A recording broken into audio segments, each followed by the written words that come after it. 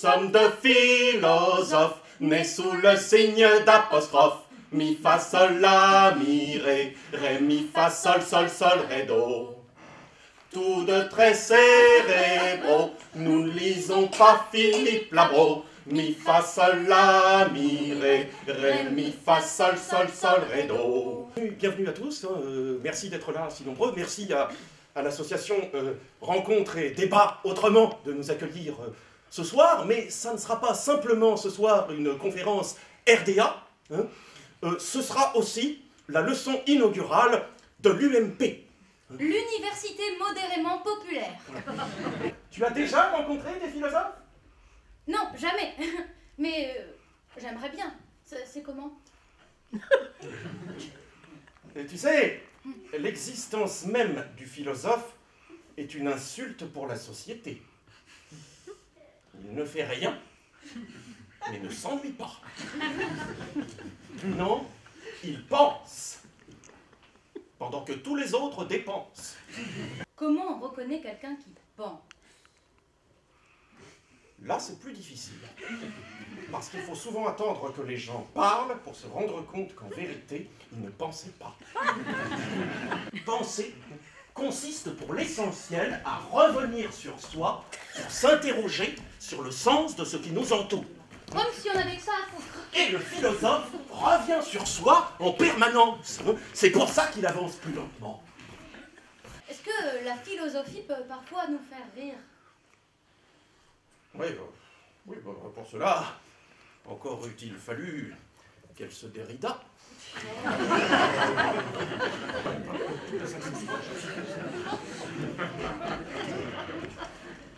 Vas-y, ma chouette, pose-moi tout de suite une première question. Comment? Pose-moi une première question. Ma première question, c'était comment? Quoi? Non, pas quoi. Comment? Je vous ai demandé comment. Comment? C'était pas une question? Non, c'est pas une question, c'est un pronom interrogatif. Et pourquoi? Pourquoi? Pourquoi c'est déjà mieux, oui. Non, pourquoi comment c'est pas une question? Et pourquoi tout seul si? Hein? C'est une question? Oui, pourquoi c'est une question alors que comment non? Pourquoi pas comment? Comment ça, pourquoi pas? L'homme comprend deux espèces, lui-même et la femme. Enfin, surtout lui-même. Car l'homme en tant qu'espèce embrasse toujours la femme. Il profita d'une nuit de pleine lune où les dieux étaient tous beurrés pour aller voler dans le feu. Pour aller voler dans l'Olympe, oui, Janine, ça va aller. Hein, pour aller voler quoi dans l'Olympe? Bah, le feu. Oui. Et les arts à Oui. Héphaïstos et Athéna. Oui. Et pouf, Tout à fait, François-Xavier, pouf. il en pourvut les hommes, hein, qui trouvèrent ainsi dans la technique et dans le feu la force qu'ils ne trouvaient pas dans la nature, et même la possibilité de l'augmenter sans cesse, cette force, jusqu'à avoir l'insigne honneur de pouvoir se détruire eux-mêmes au lieu de se faire bouffer bêtement par les autres. Ouais. Allô, Dieu? Excuse-moi de te déranger à une heure si tardive, mais qu'est-ce qui peut bien m'assurer que tu existes? Hein? Et pourquoi voudrais-tu que j'existe, mon enfant? Parce il m'est insupportable d'être un ridicule point sans importance dans l'univers infini. Insupportable que mourir soit la fin définitive de toute chose et que je sois tout pour moi-même et rien pour tout le reste. Ah, bien, je comprends. Tu aurais tout intérêt à ce que j'existe, c'est ça? Mais quel est mon intérêt à moi? Qu'est-ce que ça peut me foutre d'exister ou non? Vous êtes marrants, vous autres les mortels, vous voulez à tout prix que j'existe, mais vous ne m'avez jamais demandé mon avis. Mais si tu n'existes pas et qu'on ne peut pas dire que tu existes, qu'est-ce que tu fais exactement? J'inexiste. Voilà, c'est dit. C'est ma manière bien à moi d'être inexisté. Nous souffrons. Bien sûr que tu souffres, mon petit bonhomme. Mais tu y mets du tien. Tu pourrais aisément te libérer de ta souffrance grâce à ces quelques leçons d'élémentaire philosophie que l'on doit à la délicatesse et à la sollicitude d'un certain Arthur Schopenhauer.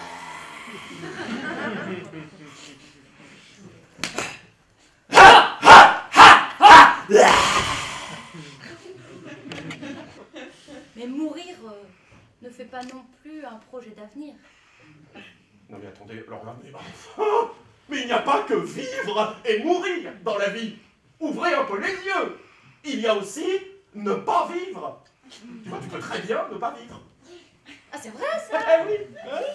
Alors, 4e et dernier conseil d'Arthur. Ne vis pas. Il y a 1000 manières de ne pas vivre. Si tu t'y prends bien, tu trouveras la bonne. Tu as même toute une vie pour te libérer de ta volonté de vivre. Et comme ça, tu n'auras plus à craindre ni la souffrance, ni l'ennui. À toi de jouer. Mais les philosophes, ils ont inventé des utopies. Ça réconforte les utopies. Les utopies, mais oui. Mais comment vous connaissez ça, Marie-Janine? Absolument. Les utopies, les sociétés parfaites, construites sur l'idée d'un ordre absolument juste. C'est bien, les utopies, non? Oui, enfin, surtout au début. Parce que sur la durée, ça a une fâcheuse tendance à devenir un peu totalitaire. La Cité des Schtroumpfs est un monde idéal où les individus sont entièrement caractérisés par leurs fonctions. Grognon, à lunettes, cordonnier, sportif, etc. Même femme chez les Schtroumpfs est une fonction sociale. Et la Schtroumpfette représente à elle seule toute la corporation des femmes ou blondes reproductrices. La Schtroumpfette, c'est 3 en 1. Compagne, mère et pute. La pureté de la race apparaît de toute évidence comme un idéal Schtroumpf, même en l'absence de tout parti national Schtroumpf. Tout le monde le sait aujourd'hui. 1. L'amour est. Enfant de bohème, 2. N'a. jamais connu de loi. S'il vous plaît.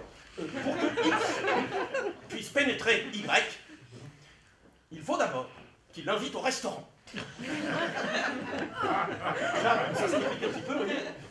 Alors, l'intersection des champs magnétiques produit alors une nouvelle énergie électrique qui mène soit au court-circuit. Oh, madame, t'es trop bonne. Vas-y, vas-y, ta gueule.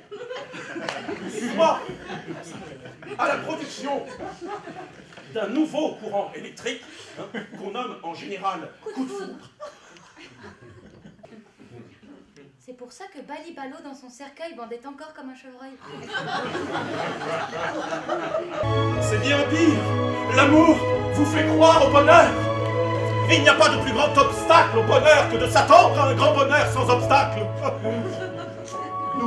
Nous sommes tous condamnés à la recherche du bonheur. C'est ce qui fait notre malheur. Le bonheur est un fantôme. C'est quand il n'est plus là qu'il nous hante. 2. Le bonheur est une pute. On peut se laisser tenter, mais il faudra le payer. Oui, parlons-en de la joie. Mais qu'y a-t-il d'autre à dire que oui quand on parle de joie? Bah oui, parce que la joie, c'est rien d'autre que le fait de dire oui. C'est même la force de dire oui. Et dire oui, ça rend joyeux. Alors oui, vraiment, tout va bien. Oh oui. Ces oui de consommation et de satisfaction ne font pas encore des oui d'affirmation et d'exclamation. Oui. Parce que dans la vie, il y a le temps que l'on passe à se moquer du temps. Et le temps où l'on compte celui qui reste. Entre les deux, pas grand-chose. Il y a le temps qui passe et le temps qui reste. Il y a le temps que l'on passe à se moquer du temps et le temps où l'on compte celui qui reste. Il y a le temps qui reste et l'espérance de vie. Il y a enfin l'heure de notre mort, qui interrompt une fois pour toutes le compte interminable des heures, de l'horloge au salon, qui dit oui, qui dit non, qui dit... Tout le monde court parce que personne ne sait comment faire, alors tout le monde fait comme tout le monde. C'est juste la même heure pour tous. Dépêche-toi, ça y est! Le train va partir! Il y a le contrôleur qui siffle sur le quai. Il ne faut pas manquer le train, saute dans le train. Allez, il t'emmènera directement là-bas, pas d'arrêt, tu es tranquille, c'est un express, vite! Qu'est-ce que tu fous? Dépêche-toi!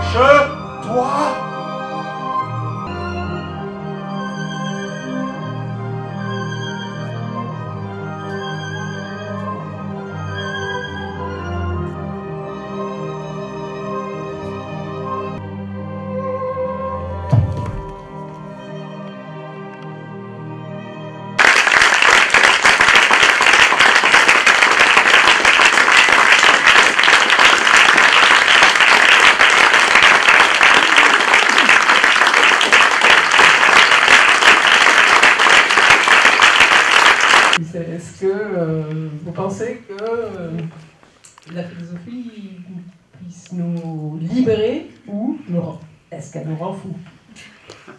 Question. Qu'est-ce que c'est Bon, bah alors, vous avez peut-être des idées là-dessus parce que. Voilà, c'est à vous. Hein. Non, qui sait voir le fou qu'il est et sur la voie de la sagesse. C'est ça. Ça, c'est quelqu'un d'absolument inconnu qui a dit ça, qui s'appelle Sébastien Brabant, du XIVe siècle.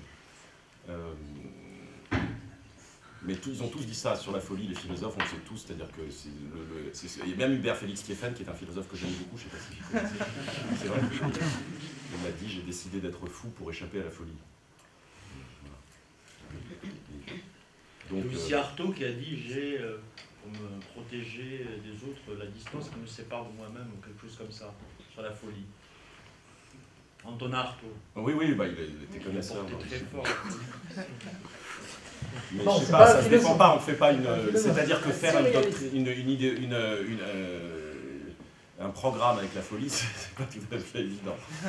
Okay. Non, c'est plutôt... moi, j'aurais insisté sur le pouvoir vibratoire. Bah, bon, vous l'avez pas dit. L'humour, c'est autre chose. L'humour permet d'imiter la folie, mais imiter la folie, ça n'a rien à voir.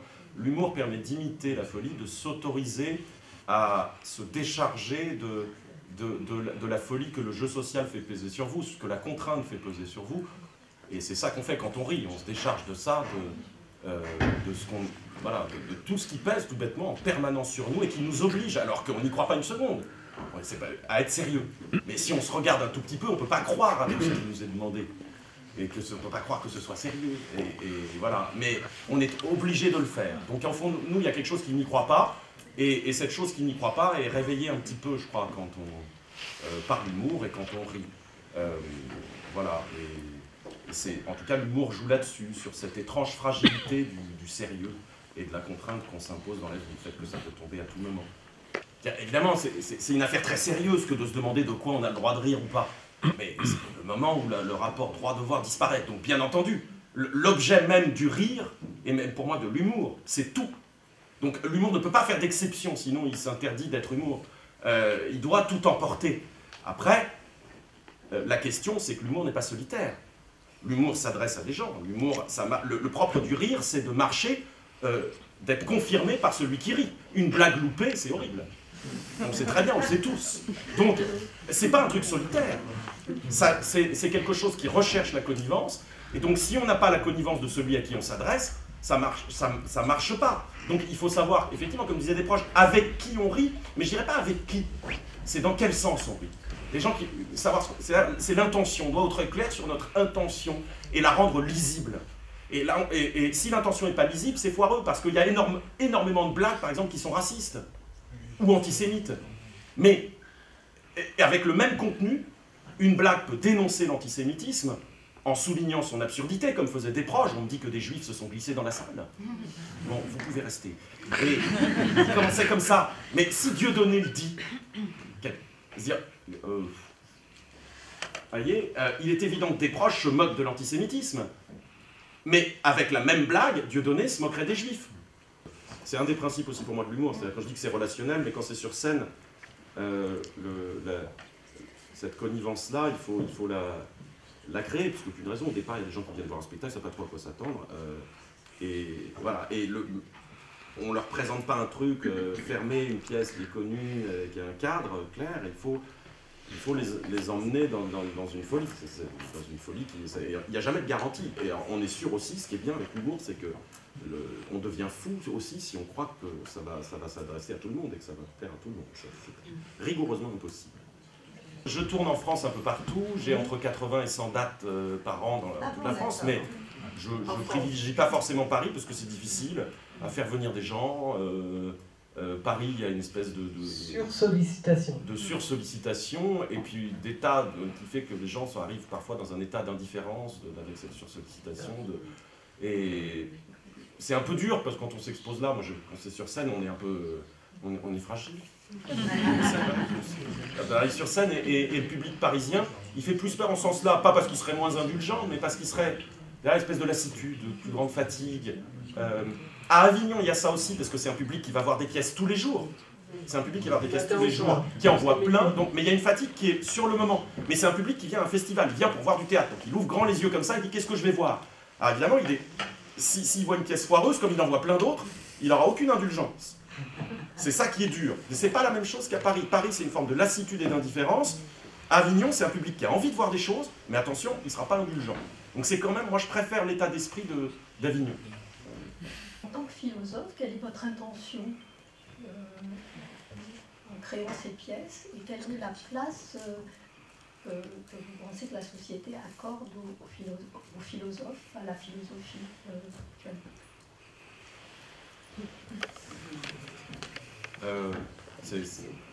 Ramener à mon intention. Moi je sais que très clairement quelle est mon intention. Pas grand chose. Enfin, j'utilise la philosophie, mais qui est un moyen pour. Moi, mon intention, c'est de produire du commun, quoi. Ce que je parlais de. Je sais pas comment on fait, quoi, par où, qu'est-ce qu'on utilise pour exister en commun quand on se connaît pas. Je trouve qu'il y a peu d'espace public, par exemple, de capacité qu'ont les inconnus à parler ensemble, sans passer par le prisme de l'identité préalable, de l'appartenance, etc. Voilà, qu'il y ait une vraie confrontation des opinions, des paroles. C'est comme ça qu'est né l'espace public. La capacité qu'ont des inconnus à se parler sans demander de carte d'identité et sans demander à connaître l'autre. Et ça, j'adore ça, cette forme de communauté de ceux qui ne se connaissent pas et qui n'ont pas besoin de présupposer une appartenance commune. Et ça, elle est rare, et je l'adore. Et je trouve que le spectacle vivant, comme on l'appelle, il produit ça un petit peu. Un petit peu. C'est un des buts de l'art, d'ailleurs, en général, pour le dire très pompeusement. Et je crois que l'intention de l'art, c'est quand même de retrouver ce commun-là, quoi, de créer des espaces où on peut parler, voir, sentir les mêmes choses, pas forcément parler, mais sentir les mêmes choses sans se connaître. Vous savez, une salle qui rit, une salle qui est émue, on sait qu'on est relié aux autres, on le sait bien, et c'est une liaison intuitive, mais on voit que tout d'un coup, on est capable de recevoir une même chose de la même manière et d'être relié uniquement par ça. Et qu'il n'y a pas besoin d'autre chose, au fond. On découvre qu'on peut très bien être relié sans se connaître et sans se foutre sur la gueule. Voilà, c'est pas plus... Moi j'adore ça. Non, pour moi, philosopher, si je le fais aussi par le biais de l'humour, c'est que ça renvoie à une démarche totalement enfantine, clownesque, première. Pour moi, l'étonnement philosophique, c'est un truc très élémentaire. Et plus ça va, moins j'ai envie de m'encombrer des doctrines philosophiques qui vous proposent des réponses, je trouve. Alors après, c'est mon parcours, hein, je sais pas que mais je trouve qu'on ne cultive pas assez cet étonnement-là que les enfants ont, et c'est assez extraordinaire cette capacité qu'ils ont. Est-ce que la mouche, elle sait qu'elle est une mouche? De poser ce type de questions. J'ai envie de philosopher de cette manière-là, mais bon, évidemment, c'est dans une naïveté au 2e degré. L'enfant qui fait rire quand il fait ça, il n'a pas l'intention de faire rire. Mais je vais un peu récupérer cette naïveté au 2e degré et pour en faire un moteur de l'humour. Et c'est un peu ça d'ailleurs, c'est la plaisanterie enfantine devenue consciente d'elle-même. L'humour, c'est une manière de dire les choses, de les inverser, comme vous dites, de se mettre à distance du monde et d'en faire voir l'absurdité. Et il est évident qu'il y a énormément de philosophes pour qui l'humour a été un moteur. Et d'ailleurs, qui ne sont pas ceux qu'on va considérer le plus spontanément comme des philosophes. Prenons Montaigne, Chamfort, Swift, qui sont des gens très drôles et qui donnent à penser par leur humour. Il ne faut pas forcément rire à chaque fois. C'est pas sympa, ça donne à penser. Et c'est une forme de légèreté. C'est-à-dire qu'ils portent en eux la question, et si quand même il n'y avait pas une grande comédie qui se cachait derrière le sérieux philosophique? S'il n'y avait pas une peur, justement, de garder cet étonnement originaire, s'il n'y avait pas une volonté de se saisir de la vérité, hein, et un peu comme Arnolphe dans l'école des femmes avec Agnès. Agnès, il veut qu'Agnès soit amoureuse de lui, mais elle n'est pas amoureuse de lui, elle ne l'aime pas, voilà. Alors qu'est-ce qu'il fait? Il veut qu'elle soit absolument amoureuse, donc il l'enferme, il la détourne du regard des autres, il fait en sorte qu'elle ne soit pas courtisée par les autres, et comme ça, en la tenant dans son système, elle n'aura pas l'amour des autres, et il espère ainsi qu'il va se faire aimer. C'est totalement contre-productif. C'est ça qui fait la comédie de l'école des femmes. C'est impossible. Le type qui veut enfermer quelqu'un pour qu'il soit sûr qu'elle soit bien amoureuse, ça ne peut pas marcher. Et bien, dans la philosophie, il y a quelque chose comme ça, c'est-à-dire cette volonté d'enfermer la vérité pour être sûr qu'elle ne nous échappe pas. moi j'aime bien qu'on la laisse s'échapper, qu'on la laisse faire n'importe quoi. Je m'interroge beaucoup sur la nécessité des doctrines philosophiques. Et même quelqu'un comme Wittgenstein disait « Moi je voudrais parvenir à écrire quelque chose », il s'en est rapproché. Un livre de philosophie qui ne serait composé que de blagues. Il ne disait pas que ça serait sympa, ni pas sérieux. Un livre philosophique qui serait... Et alors, Russell lui dit « Mais pourquoi tu le fais pas ?» Il dit « Il me manque le sens de l'humour. » Mais... c'est pas vrai, il en avait énormément. Mais si vous lisez Wittgenstein, des passages des remarques philosophiques, on se dit, mais oui, mais ce type-là est en train d'écrire un spectacle humoristique. Quand il nous demande d'imaginer deux êtres dans un même corps, il nous demande d'imaginer un truc, mais un autre, enfin, je ne peux pas vous citer, je l'ai relu, mais c'est il nous donne un matériau pour des blagues ou pour un spectacle humoristique. Simplement, il ne franchit pas cette ligne. Alors lui, il en avait le désir quand même. Mais il y a une forme d'étonnement devant l'étrangeté du monde qui peut être tout à fait radicale et très drôle, même s'il ne fait pas rire tout le temps. Et cet étonnement, je crois que parfois les essayistes, les romanciers même peuvent l'avoir plus que les philosophes. Parce que les philosophes, au bout d'un moment, ils ont l'étonnement, ils se disent « Ah, il faudrait que je tienne la vérité, il faudrait que je la tienne entre les mains. » Et ils la recherchent, et ils veulent trouver le système pour l'enfermer. Donc, qu'est-ce qui vous a poussé à faire de la philosophie? C'est très dur quand même. Moi, j'ai abandonné la première page, la deuxième ou la troisième. Et après, d'être monté sur les planches, de devenir auteur-comédien. Et cette fois-ci même metteur en scène. Dire que vous faites de la philo, pourquoi vous êtes allé vers l'humour et pourquoi vous êtes allé vers le théâtre? Mais c'est pas vrai, j'ai commencé par le théâtre. Et voilà, donc j'ai toujours été nourri de ça, et puis après je me suis dit la philo, bon ben, ça me permet de faire des études. Moi je voyais pas le théâtre, pour moi ça correspondait pas vraiment à des études, et encore moins pour mes parents. Je ne voulais pas les fâcher. La philosophie, ça leur paraissait naturel, pour eux ça correspondait à des études. Donc voilà, c'est un peu, c'est pour ça que c'est pas un choix, on n'est pas là, on ne fait pas sa vie, il y a des choix, il y a des choses qui nous arrivent. Et après, on arrive à les rassembler, les morceaux ou pas, et se dire tiens, je peux faire quelque chose de ça. Et c'est un peu, moi, c'est bien, tout d'un moment, je me dis tiens, c'est marrant, je peux faire quelque chose de cette formation, de ces francs, je peux les faire se rencontrer. Mais vraiment, au départ, je pensais pas. Je pensais que j'allais être prof de philo à la fac, avec un joli poste, passer avec tous les diplômes que j'avais, etc. Puis que je continuerais à faire du théâtre à côté, puis que ces deux vies-là ne se rencontreraient jamais. Il n'y aurait pas de spectacle d'humour philosophique. Les grands principes du comique, la construction du stéréotype, de tous ces traits dans lesquels, qu'est-ce qui nous plaît? C'est là où c'est le comique et l'humour, c'est pas séparé de manière étanche, évidemment, tout ça circule. Je ne dis pas qu'il y a des types de rire cloisonnés, mais je situe, voilà, s'il faut analyser, il peut y avoir des grandes catégories, comme ça, on est plus du côté du comique, plus de l'humour. Mais le comique peut verser dans l'humour, dans le sens où, qu'est-ce qui se passe? Ces personnages, soit on s'en moque complètement, c'est facile, on les connaît, paf, on les descend, soit on en fait un tout petit peu des miroirs dans lesquels on se reconnaît nous, avec nos petitesses, nos faiblesses, etc. Et c'est toute cette distance entre les deux, le miroir tendu dans lequel on se reconnaît et la pure méchanceté gratuite, c'est un des différences, et puis on peut très bien être avec la même chose dans l'un ou dans l'autre. C'est pour ça que c'est pas tranché, la séparation entre comique et humour. Très bien être dans l'un ou dans l'autre, et puis certains se reconnaître dans les personnages, et d'autres uniquement se moquer dans un même auditoire. Mais il y a deux rapports possibles au stéréotype. Et moi, je me sens toujours entre les deux. Quand je me moque de Onfray, je me dis aussi, il y a toujours cette possibilité narcissique-là qui est présente dans le personnage philosophique. Jouir de s'écouter parler, quand je le fais à la fin, là, je le sens.